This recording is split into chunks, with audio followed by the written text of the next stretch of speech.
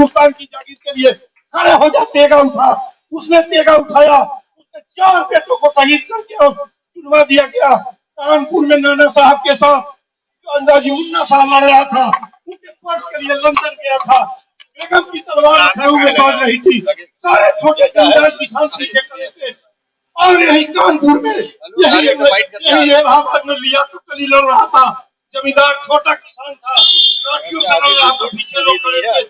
फैजाबाद में मौलवी अहमदुल्ला था, उसकी तलवार की इतनी शान थी कि उसकी तलवार के सामने विरोध जो करने गवर्नर था, जो झांसी लड़ रहा था, बनारस का जो रानी के सामने खड़ा हुआ था टेका लेके, वो भी थर थर कांपता था।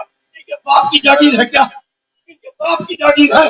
और एक बहराइच के अंदर खड़ा होकर जिस तरीके से उस राम गोपाल मिश्र का कोई दोष नहीं है, उन नफरतियों का दोष है, वो हमारी भट्टी का दोष है।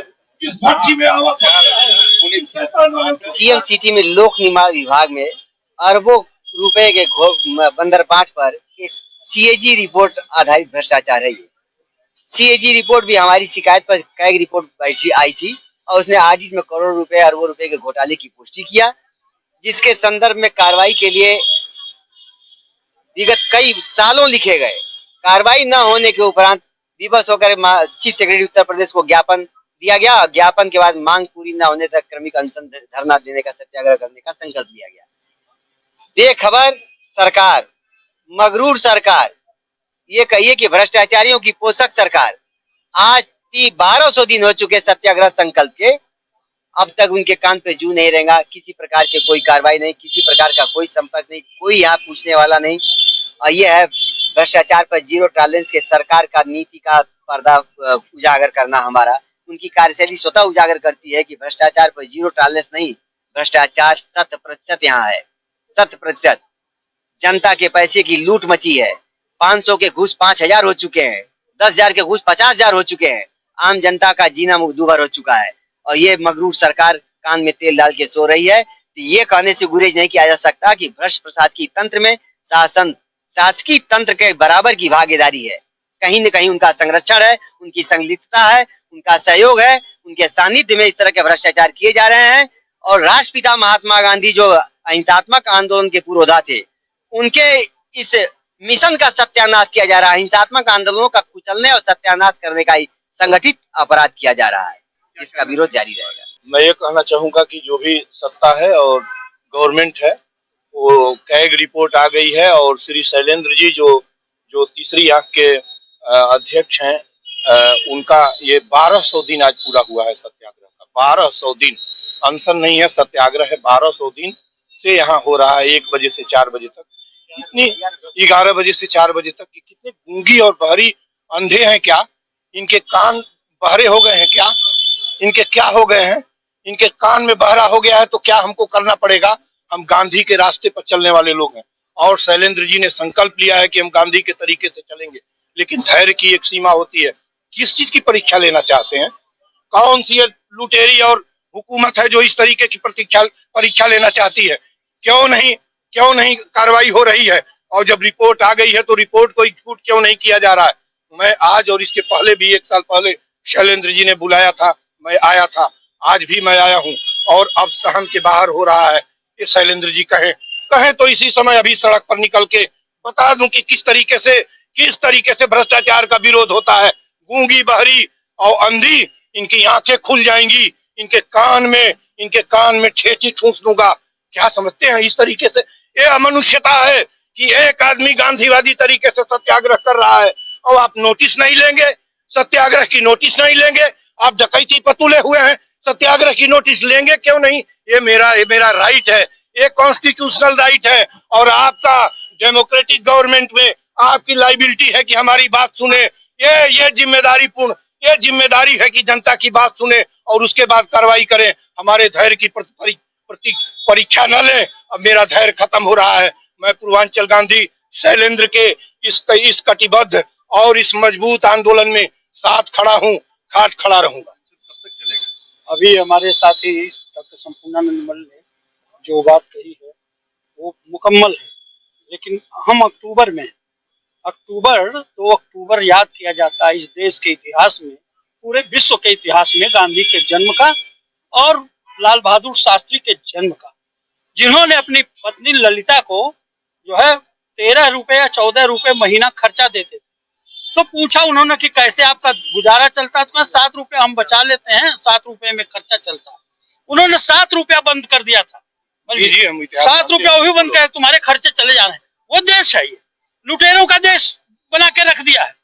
जीएसटी की बात इन्होंने कहा, सारे टैक्स की बात क्या, पूरा गिरवी हो गया है एक एक आदमी यहाँ का। पेट पर टैक्स लगा और पेट का टैक्स तो अलग है। शहर की स्थिति जाके देखिए, 2 दिन बारिश होती है, उसके बाद यहाँ नावें चलना शुरू हो जाती हैं। केवल जिस मुद्दे पर हम बात कर रहे हैं, 1200 दिन इसलिए इंतजार कर रहे हैं कि हम ज्ञापन दे चुके हैं, प्रार्थना पत्र दे चुके हैं, हम कोर्ट भी गए हुए हैं। सचिव के नीचे का स्तर का अधिकारी अगर हम उसको देंगे, उसके माध्यम से तो रद्दी की टोकरी में फेंकेगा। हम प्रतीक्षा कर रहे हैं, आज नहीं कल वो जाग जाए। लेकिन अगर यही स्थिति बनी रही तो हमें बैठ के जल्दी एक मीटिंग करके और 1-2 महीने के अंदर निर्णय लेना होगा। अंतिम लड़ाई लड़ी जाए, कि अंतिम लड़ाई और परिणामजनक लड़ाई के लिए हम लोग कटिबद्ध हैं, क्योंकि ऐसे काम नहीं चलेगा। सरकार के कान में जू नहीं रेंग रही है। सरकार समझती है कि ऐसे ही चल जाएगा, सुने या अनसुनी करे, तो बात तो बताया जा, मरण के बाद भी तो जिंदगी के गीत गाए जा। तो मरण के बाद भी हम जिंदगी के गीत गाने के लिए, इसको परिणाम तक पहुंचाने के लिए, निष्कर्ष तक पहुंचाने के लिए आंदोलनरत है। और जल्दी ही आपको सूचना मिलेगी कि हम लोग इसमें कदम उठा के इसको निर्णय तक पहुंचाएंगे। बस यही कहना है। डॉक्टर जयप्रकाश नायक, उत्तर प्रदेश माध्यमिक शिक्षक संघ में जो है प्रदेश का उपाध्यक्ष हूँ, संरक्षक हूँ, तीसरी आंख मानवाधिकार संघ। 1200 दिन रिजल्ट अब तक दिख नहीं रहा। 1200 दिन में लोकतंत्र में जो लोकतांत्रिक प्रक्रिया है, उसके अंतर्गत हम लोगों ने समय समय से पत्र दिया है उनको, और पत्र देने के बाद उनको कार्रवाई की मांग की है।